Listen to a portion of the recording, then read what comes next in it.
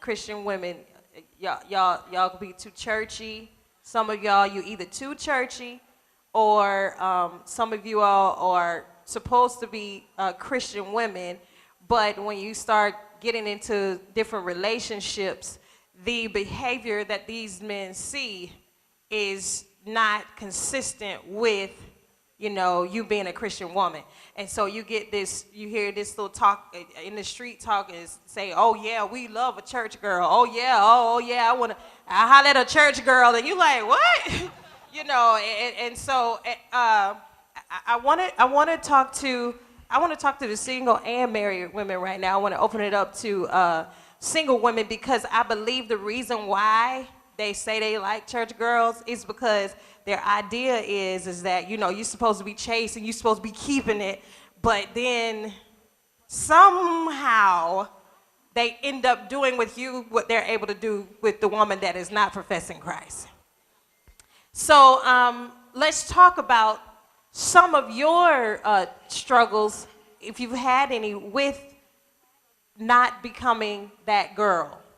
And for some of you, you know, if you have been able to overcome or you fell in that area, let's talk about how you got there.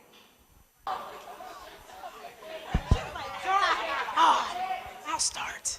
I'll start. I will say that yes, I'm a Christian and go to church and all those wonderful things.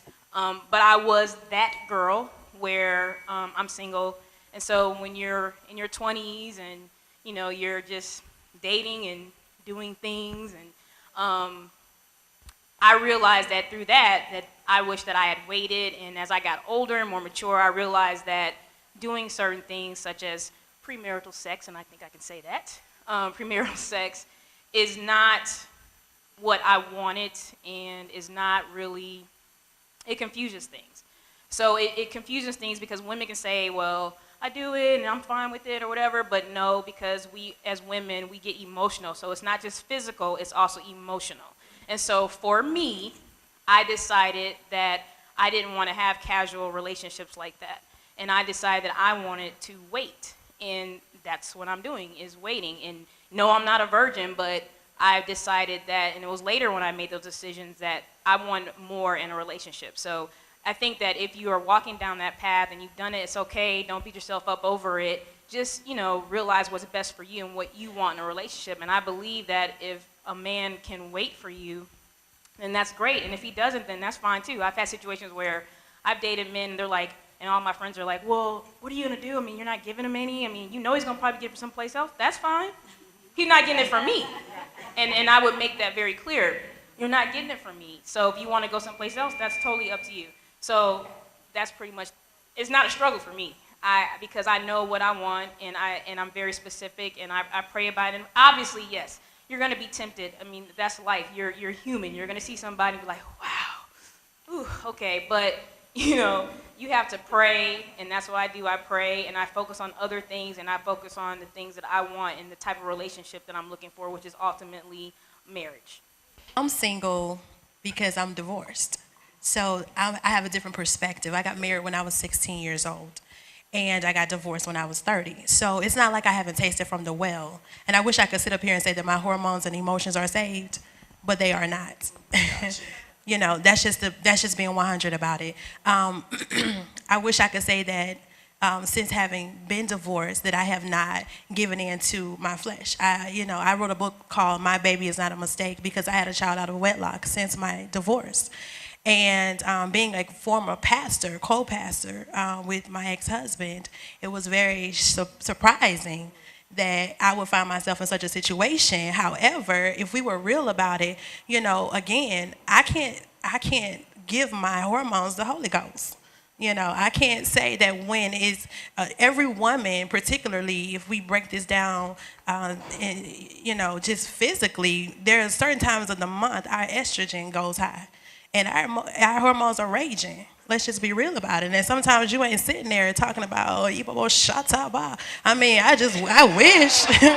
You know, that's where your support system come into play, when you have an accountability partner, you know. But at the same token, it's a struggle, because when you've been married, And again, you taste it from the well, and you know what it's like. It's not like you've been sitting around waiting all your life. I was married for 15 years. So for me to go from being legally having sex to somebody saying, okay, now your rights and privileges are revoked. You know, it wasn't a, oh, it took me some time to adjust to the mindset that, oh, I'm not supposed to do this. Even though I know that my dad is a pastor, my mom pastors with him, my grandparents were pastors, I grew up in the church. So it's not like I don't know right from wrong. But sometimes we can, like I tell my parents all the time, and when I got pregnant and I started speaking on different panels of things like this, I said my parents gave me a PhD in church, but I had a GED in life. You taught me how to shout, you taught me how to dance, you taught me how to preach, get the crowd excited, but you didn't tell me what to do when I was going to be at home by myself looking at my phone like, when the next text message coming through? Because we don't want to have those discussions because we're in the church. Even having been married for 15 years, it was the latter end of my marriage that I understood that I had to take the first lady hat off and become a wife.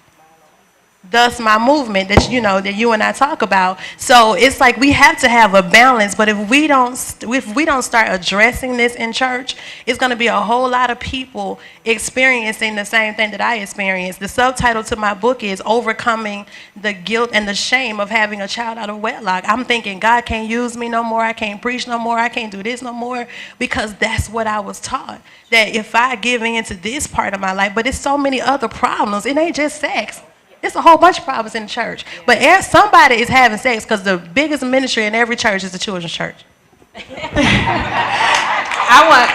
was good. I want him to continue with the married women, but it's like we got two things going on, and it's great because I want to flow with this because